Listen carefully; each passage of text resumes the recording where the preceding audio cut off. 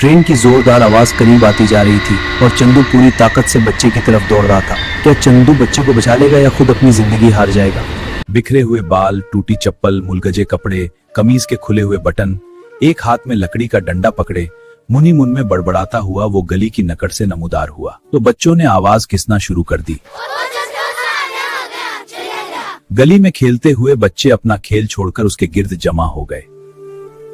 उसने जब बच्चों को अपने गिर्द जमा होते देखा तो परेशान हो गया और फिर डंडा हवा में लहराकर बच्चों को डराने लगा। बच्चे डरने की बजाय हंसने लगे। बच्चों को यूं हंसता देखकर वो घबरा गया और इधर उधर देखने लगा। तेरी ऐसी की तैसी, चंदू हमें डंडा दिखाता है। एक बड़े बच्चे ने आगे बढ़कर डंडा उसके हाथ से छीन लिया। सारे बच्चे और जोर से हंसने लगे।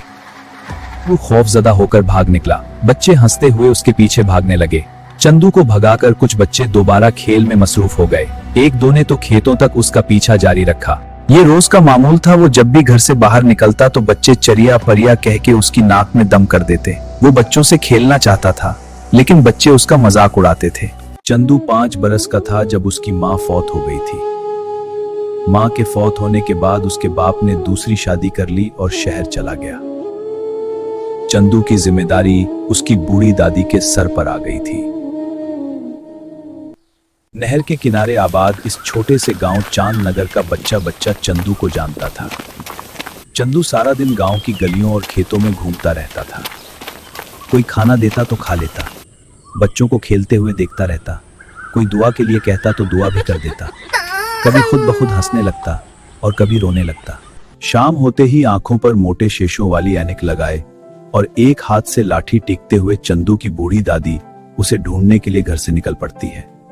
चंदू अक्सर उसे किसी न किसी गली में मिल जाता था। आज भी हस्बे मामूल वो चंदू को ढूंढने के लिए घर से निकली। चंदू घर की तरफ ही आ रहा था। दादी को देखकर दौड़ा चला आया। अरे अम्मा, उस उम्र में क्यों इसके पीछे हलकान होती रहती हो? क्यों अपनी जान को मुसीबत में डाला हुआ है? तुम चंदू को शहर के किसी पागल खाने में क्यों दाखिल नहीं करवा देती? अरे क्यों दाखिल करवा दूं पागल खाने में? पागल थोड़ी है मेरा चंदू, बस जरा सीधा सा है।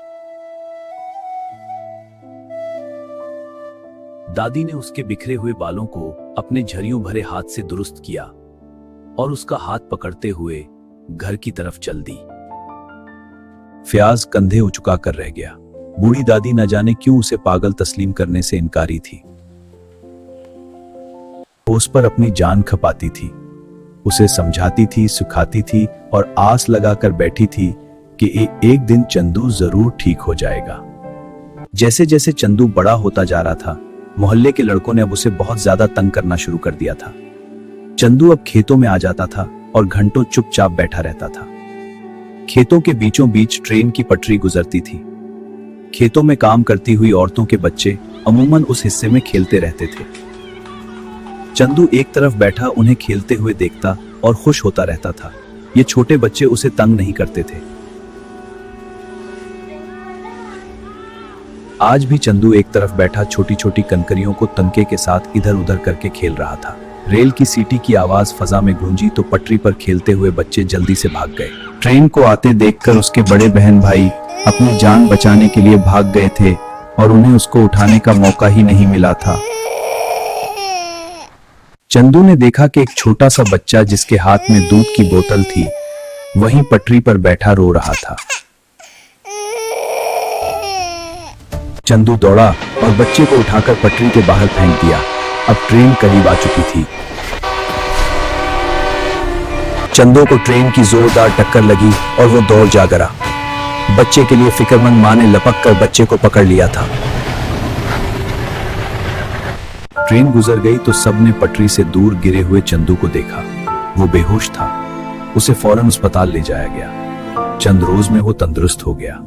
हैरत अंगेज बात यह हुई कि दिमागी चोट लगने से उसका रवैया बदल गया।